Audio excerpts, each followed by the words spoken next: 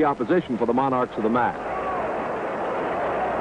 The dynamic style of the Argentinian strong boy is much in evidence as he sets Pampino Firpo up for one of his patented flying drop kicks.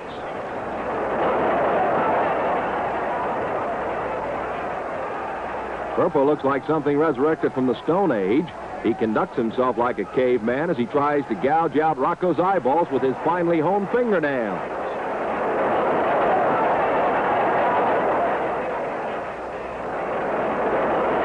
Rocco hits the deck, and bully boy Skull Murphy comes in to take up the attack.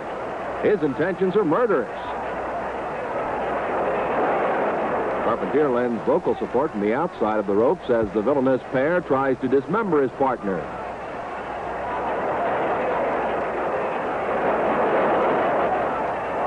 Rocco decides he's taken enough abuse from the bearded one.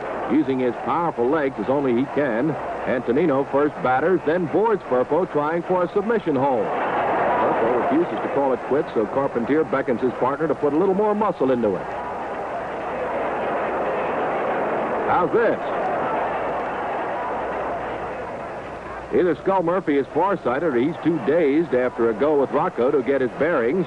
Antonino gently lifts the behemoth back into the ring and applies another of his famous holds, the Argentina Rocca backbreaker.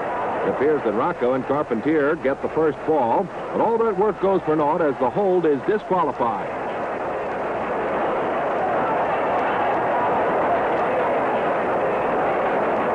Rocco's infuriated by the call, and he can't think of a better whipping boy to vent his wrath on than Skull Murphy.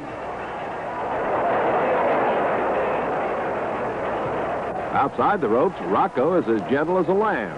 He recently tied the marital knot, and rather uniquely, he's been combining a tour of the wrestling circuit with his honeymoon. There's no love lost between Skull and Antonino, though. The big boy almost goes through the canvas after a shoulder flip. If Skull's sacroiliac isn't shattered into 1,000 pieces by now, this ought to do the trick.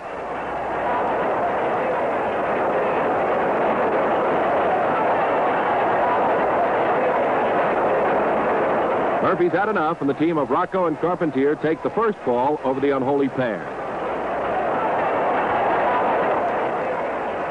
Eduardo Carpentier and Firpo engage in a finger exercise. Carpentier has his own set of rules. Pampino won't be poking his pinky into anybody's eyes for a while. Carpentier, former heavyweight wrestling champion from Montreal, Canada, can be just as spectacular as the great Rocco. His sensational dismount lures Firpo into the center of the ring and the trap.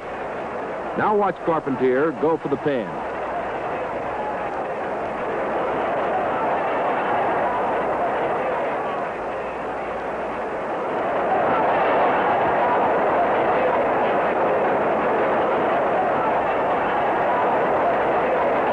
The Canadian gets it, and the team of Rocco and Carpentier dispose of the two terrorists in short order.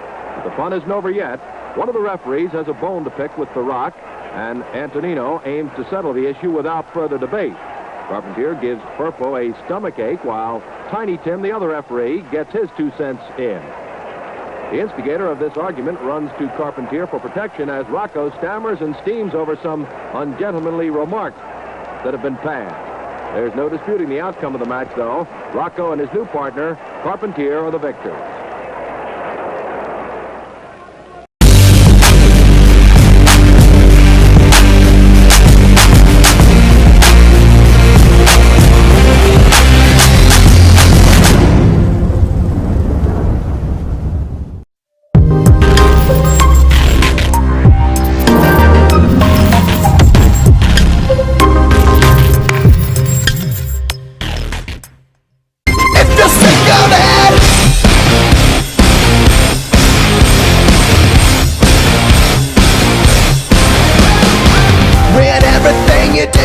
Don't seem to matter. You try, but it's no use. Your world is getting blacker. When every time you fail has no answer, every empty promise made is a reminder.